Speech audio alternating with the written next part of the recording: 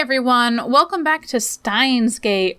In the last episode, we finally hacked in and learned what the Jellyman report really was, and it seems like they sent someone back in time, but it failed. Whew. And it left the guy jellified like the nanners. And now, the ticking of the clock is like a hammer inside my head. It's past 2 a.m. The window is closed, the lab is silent, but for the humming of the computer. We stare at the gruesome image displayed on the monitor, speechless. I was right. We're in too deep.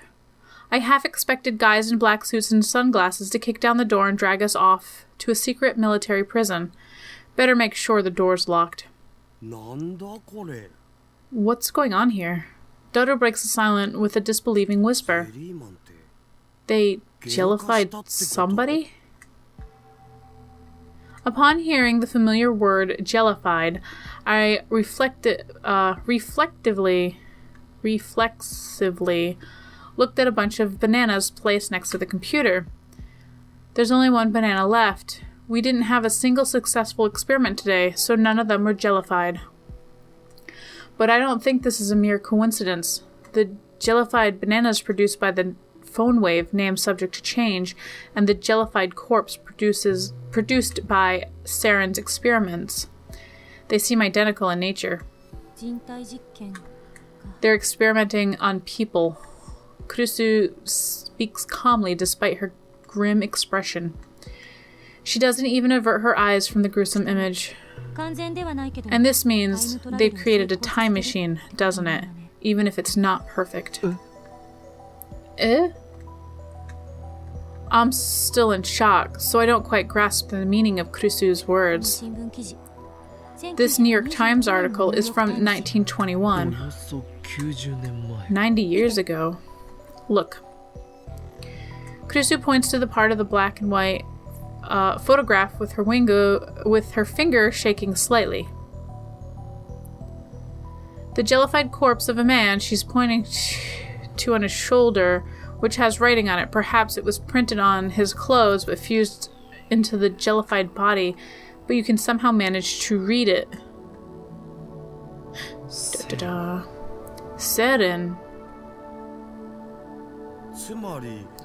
So Seren used the LHC to send someone back to 1921? Looks like they failed to keep him alive, though. Is this the only report? No, there's more. Looks like 14 people in total. How do they keep getting, volunteers for this? More jellymen? That means more jellified people, more victims of human experimentation. I swallow hard. I'm awfully thirsty. I take a cold Dr. P out of the fridge and wet my throat. Show me the others. Dodo pulls up another report. Without being told to, Kurisu begins translating out loud. Jellyman Report number 9. Subject Dan Stresky, age 26, Canadian. Well, she can read French too. Z Program 4, date experiment, 2004, September 6, time 1410. Results error, human is dead. Mismatch. The newspaper clipping, I think it's in French, I can't read it. You can read the date though. January 31st, 2001. The location is Pau, France, I guess? 2001, that's fairly recent. A pretty big difference from James McCarthy, who jumped nearly 90 years back to 1921. Dodo calls up machine translation, giving us the following. January 31st, 2001, collapsed male corpse discovered in forest outside Pau, France. The left foot was fused to a tree trunk and the body had jellified. Dodo goes to the next report. Jellyman's Report 8. Subject, Linda Hill, age 25, British. Z Program 4, date experiment, 2004, February 15th, time 13:45. Results, human error, human is dead, mismatch. October 2nd, 1972, jellified body of a woman was discovered on the streets of Dharmapur, Tamil Nadu, India. In a place in India. There were signs that the body had been run over by a car. Data goes to the next page. Jellyman report number 7. Subject, Michael Lang. Age 33, German. Z program, date of experiment, 2002. October 8th. I think I said October in the last one. I made a mistake. Time 13:28. Result, error, human is dead, mismatch.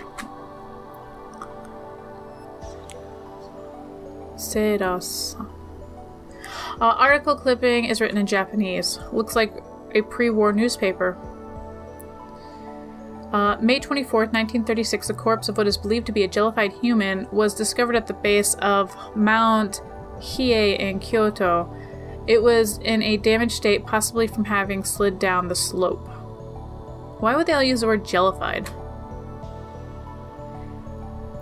It even happened in Japan. I've never heard the story before. It was pre-war though, so I guess someone born in the 90s like me would have no way of knowing about it. Next page. The picture shows a beach, beautiful, but for the jellyfish-like body lying on the sand, it must have washed ashore. Most places don't publish these pictures in newspapers. I'm just lying. Jellyman's report number 6. Subject, Mark Hughes, age 30, American. C program for date of experiment. We don't care about that. Results, dead, mismatch. On July 1st, 1985, a strange body washed ashore on the coast of Streymoy Faroe Islands. It appeared to be the body of an adult male, but its flesh was soft like that of a jellyfish. Some of the island's inhabitants believed that it was a body of a merman. The inscription Seren was found near the body's shoulder, but Seren denies any involvement. Keep looking. I've seen enough. There are 14 of these people? The site that spreads throughout the world. What can we deduce from this? They must have sent them to those places. I don't think so. It's too random.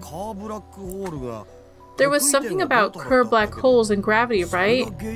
Isn't that the cause?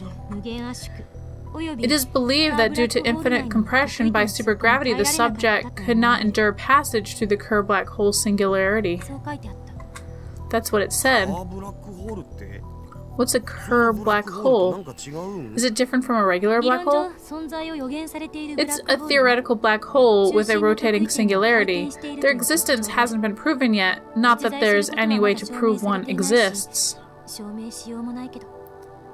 Curved black holes, where have I heard that term before?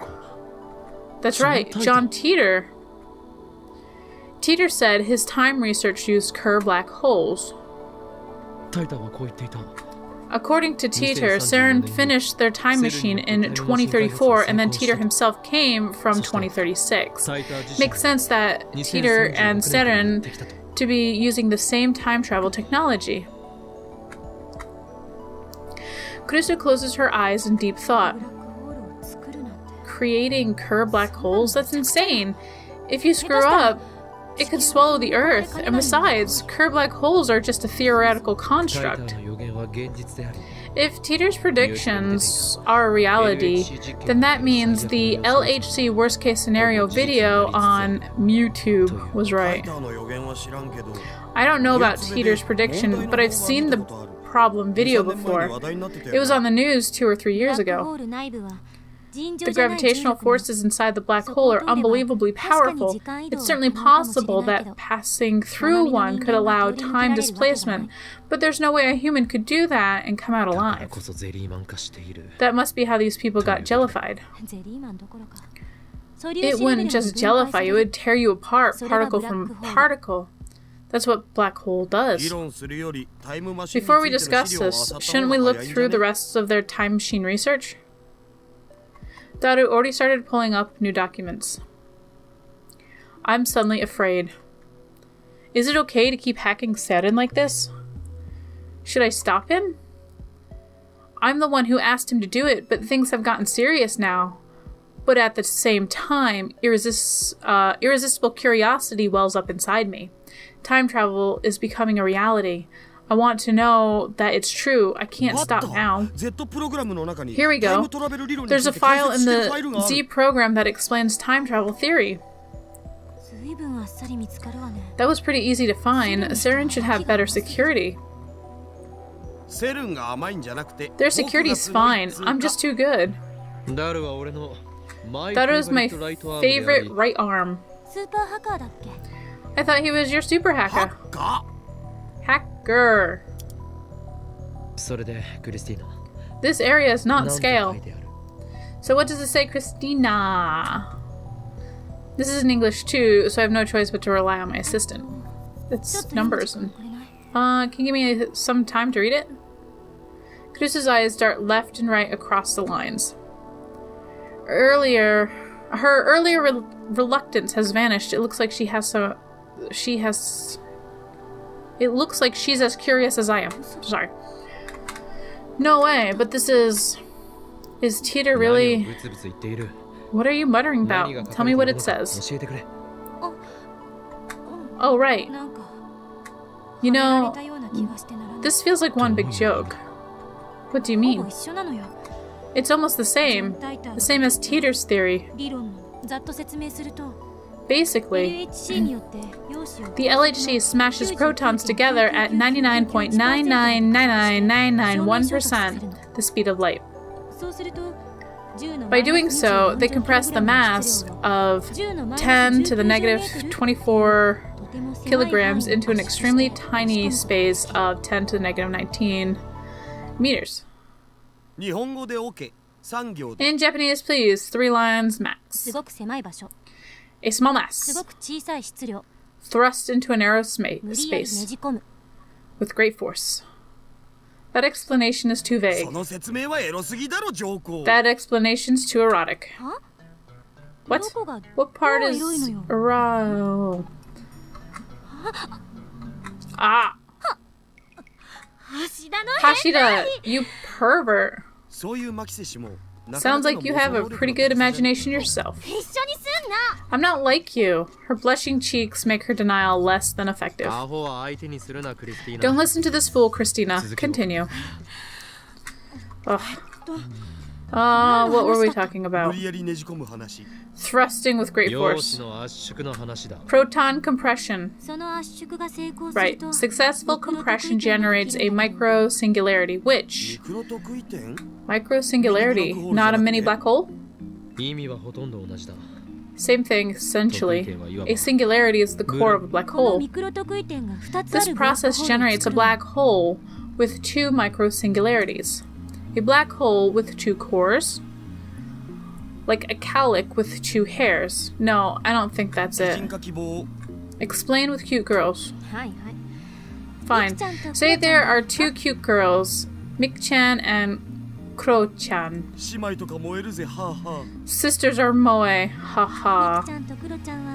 By feeding Mick-chan and Kro-chan electrons, you can make them do whatever you want. Electric shock torture? This is some sort of eroge?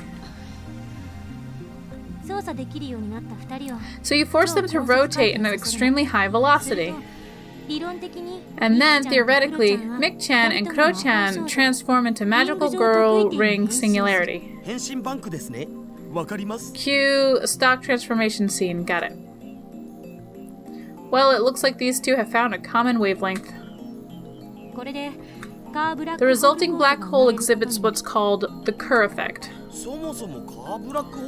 What are Kerr black holes anyways? You said they spin, but what does that mean?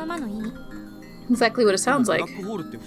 But don't black holes usually spin? I mean, there's a whirlpool around a black hole, right? The part that looks like it's spinning is just the surrounding matter being sucked into the black hole.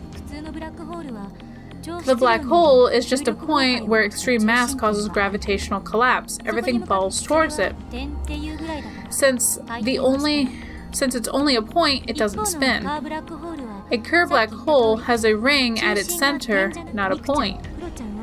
Think of it like this. Once transformed into magical girls, Mick-chan and Kuro-chan hearts spin like a ring inside their bodies, which is impossible for normal people. I'll pass on the guru.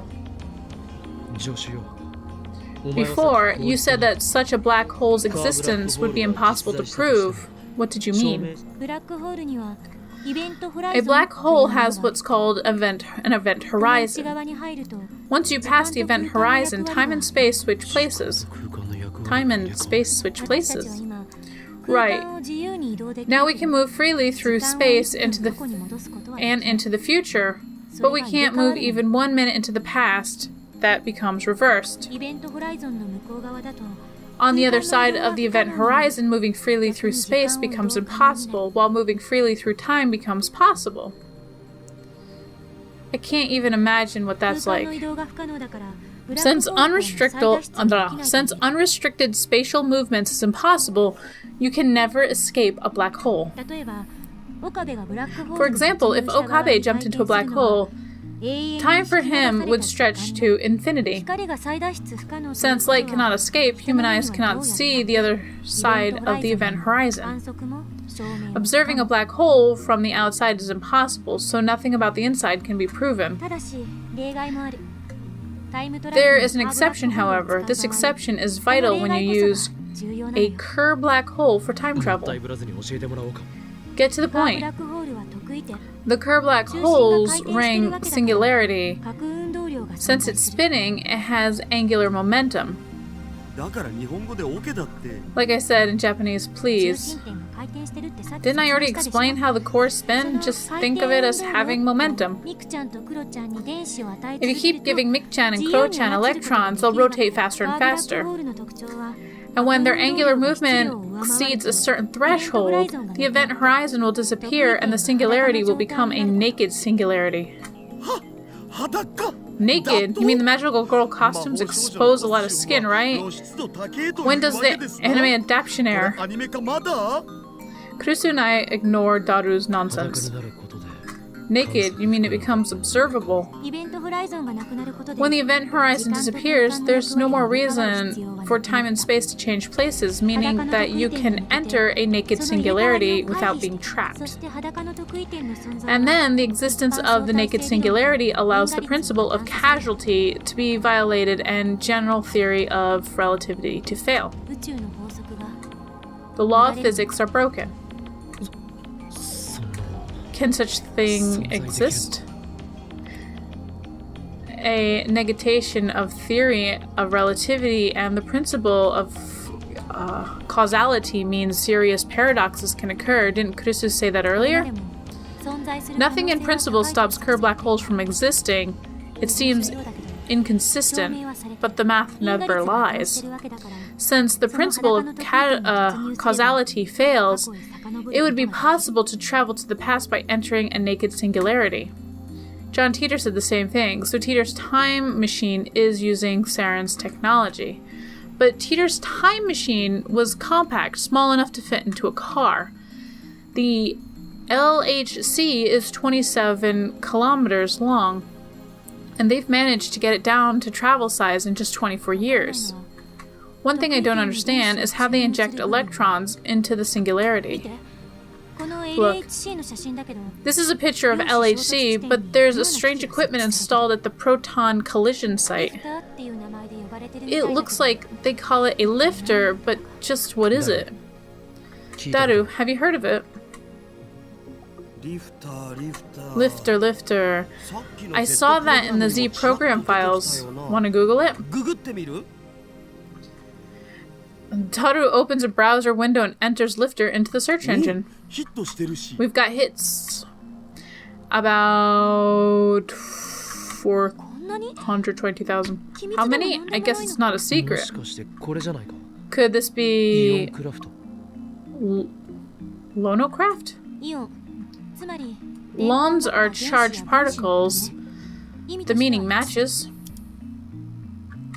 We click on the link that says Lonocraft Lifter. It takes us to a video. Looks like some dim garbage. But it doesn't seem like anything secretive, just a garage like you'd see in an average American home.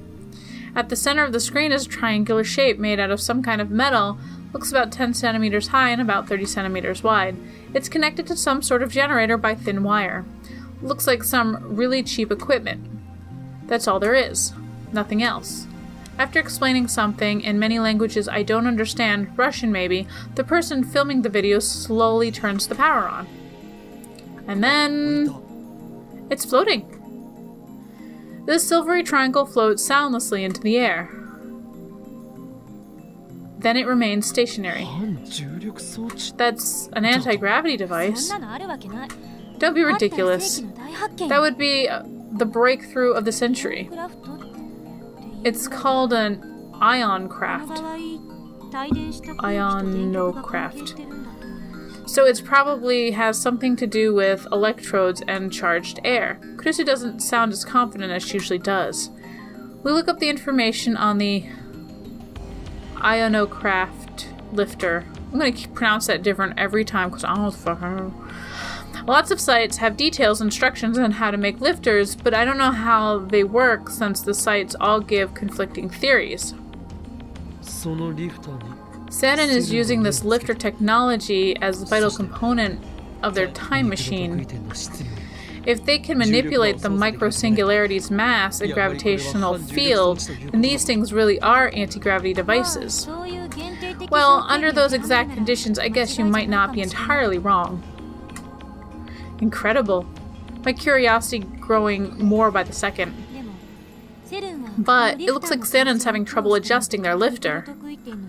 They don't have full control over the microsingularity's gravity. So they can't make a true naked singularity. That must be the reason why the subjects turned into jellymen. Kurusu nods. Since the singularity is still closed, the subject is crushed by the tremendous gravity. As a result, substance becomes more fractalized. Let's go with that hypothesis. Of course, there's no way to be sure that it's right. It might take months to prove. Kurusu shrugs her shoulders in resignation. So Steins' lifter is still incomplete. If Teeter is telling the truth, then Steins won't complete their time machine for another 24 years. If we can complete the phone wave name subject to change first, then we will have outwitted Steins. We don't have half the equipment or funding Steins does. What makes you think we can solve the problem that they can't? This isn't that simple. Steins still hasn't figured out how to set up the subject's destination in time or space. That should be evident by how scattered the Jellyman's discoveries were. We don't even know if this is all of them. There could be jellymen buried underground or floating in space. Actually, I'm almost certain there are. There's no point in traveling through time if you end up in tens of thousands of kilometers away from the Earth. It's not practical at all. Teeter said he had a variable gravity lock system. He can use that and lock onto the Earth's gravity to ensure he arrives somewhere on the planet's surface. Teeter's explanation on that point was vague. He mentioned having a device, but he didn't explain how it worked. But if you're only moving through time, won't you just arrive in the same location? Of course not. Why not? Because the Earth's always moving. Right, rotation and revolution. The Earth's rotational velocity is about 1,650 kilometers per hour? There's this odd space in there. Its orbital velocity around the sun is about 114,000 kilometers per hour. Meaning, 1 hour ago, we were that far away from where we are now. Whoa, when you think about it like that, we're earth-shatteringly fast. And that's not all. If you think about it that way, we're actually flying through space on a giant ship called Earth. The solar system is part of the Milky Way, and the Milky Way spins like a giant whirlpool. There are various theories, but basically the Earth moves about 50 million kilometers a day. How can she roll all those numbers off smoothly off her tongue? I get that she's a genius, but it's hardly common knowledge. Has she been doing research on the topic? We've kind of gotten a ludicrous scale. By the way, the Milky Way is part of a large cluster of galaxies, which itself is part of an even larger supercluster. And these clusters and superclusters might be moving too.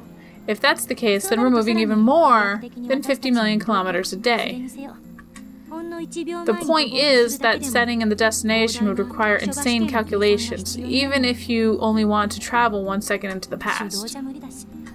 Doing it by hand is impossible and might take years for supercomputers to come up with a solution, just to get you to the same location. Then we have no choice. We need to find Teeter and borrow his variable gravity system. Great idea. Go for it. I wonder how Saturn is dealing with this problem. I don't know, but I'm gonna check my email real quick. Because I got mail. It's from Fetties. Have you brought Phantasm's debut single, Nya? It's the theme song for the Rainet Kakeru. So it's really popular. Ferris bought 5 copies, Nya. It's my duty as a Rainetter anyways. The important secret hidden message in Phantasm songs, the key to unlocking it is, oops, the bell's ringing now, looks like someone's here, better see who it is. I'm aware they are said to contain directions to the sanctuary as well as prophecies regarding the end of the world, isn't that right? Is this another part of the Operation Stupefy Humanity? Explain. That band's vocalist. I feel a strong resonance from her. Yeah, let's go with that one. Bada bink. Boom, boom, boom. Wink.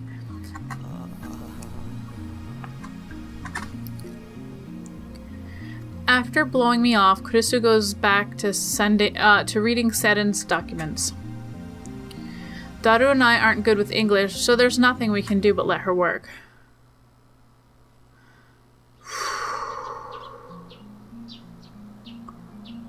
Dawn breaks. And on that note, we're going to leave this episode off here, because we just went through a whole slew of fancy talk saying that small little black holes and stuff are creating time machines and naked girls and Moe and no.